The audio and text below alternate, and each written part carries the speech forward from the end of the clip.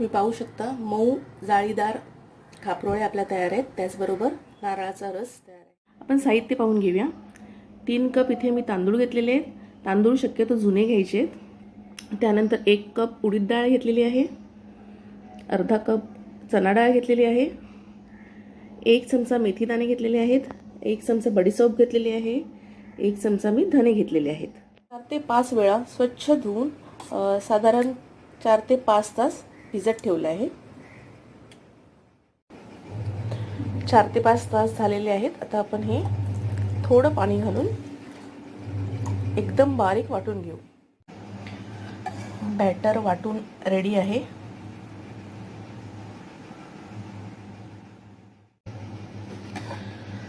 पीठ जरा सुद्धा चरचरीत राहता कामा नये.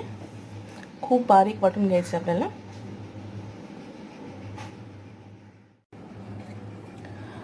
पीठ वाटून तयार आहे आपलं. यामध्ये आता आपण हळद घालून घ्यायची आहे, अर्धा चमचा. चवीनुसार मीठ घालायचं आहे. हे मिक्स करून घ्यायचं.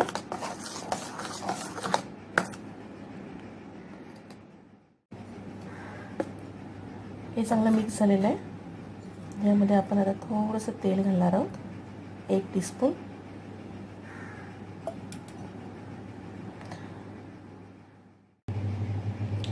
सात ते 8 तास हे पीठ आपण बंद करून ठेवणार आहोत.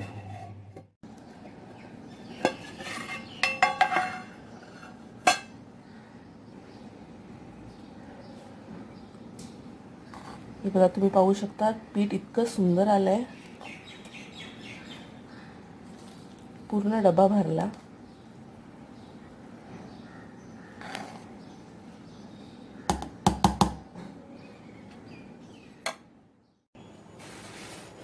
पॅन तापत ठेवलंय. पॅन खूप छान तापलाय.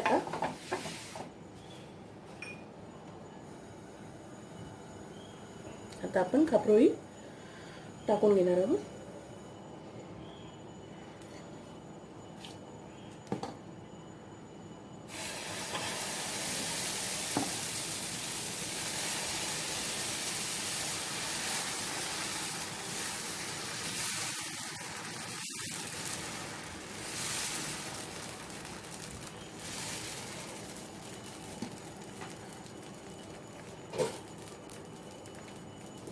गॅस मध्यम करायचे. खूप छान जाळी आलेली आहे, पाहू शकता तुम्ही.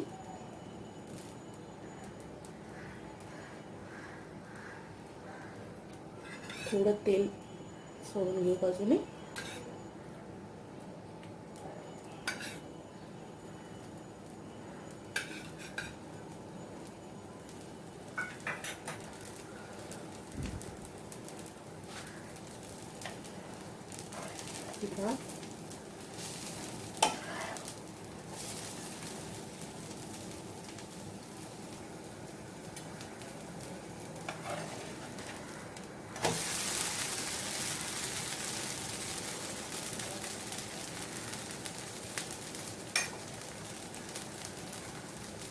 एका बाजूने खूप छान शिजली आहे, मस्त गोल्डन कलर आलेला आहे.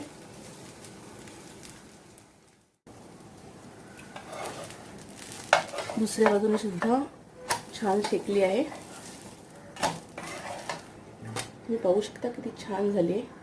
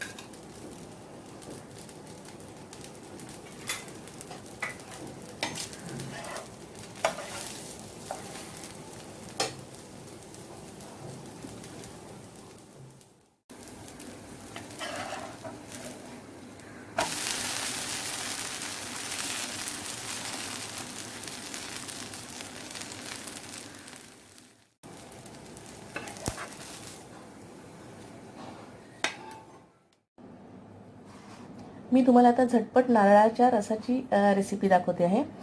एक मोठा नारळ होता, त्याचा अर्धी जी कवड असते त्यातला हा मी नारळ घेतलेला आहे. त्यानंतर पाव चमचा हळद घेतलेली आहे.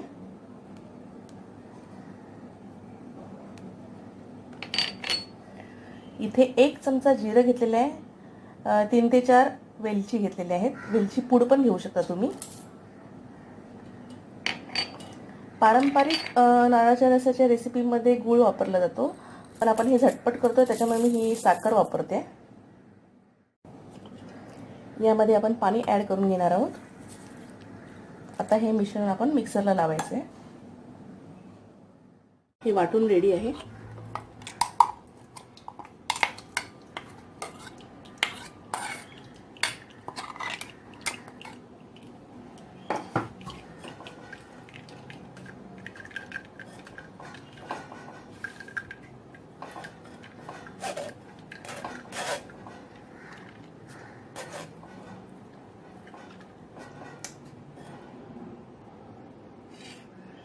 खाली हा रस जमा झालेला आहे.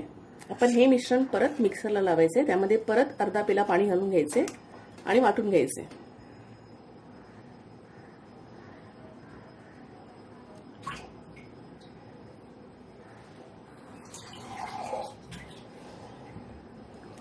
आता हे आपण परत मिक्सरला लावून घेणार आहोत. असं आपल्याला 3 ते 4दा करायचे.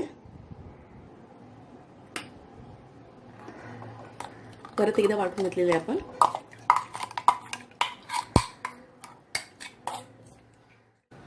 इथे नारळाचा रस काढून तयार आहे. तुम्ही चव घेऊन बघायचे.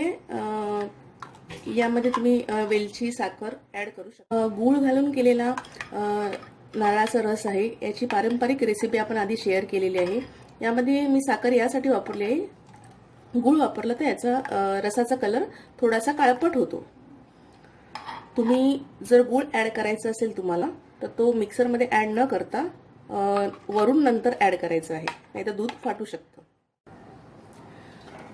तुम्ही पाहू शकता मऊ जाळीदार खापरोळे आपल्या तयार आहेत. त्याचबरोबर नारळाचा रस तयार आहे.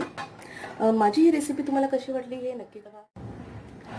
अजून आमच्या चॅनलला सबस्क्राईब केलं नसेल तर चॅनलला सबस्क्राईब करा. व्हिडिओ जर आवडला असेल तर लाईक करा, शेअर करा. थँक्यू.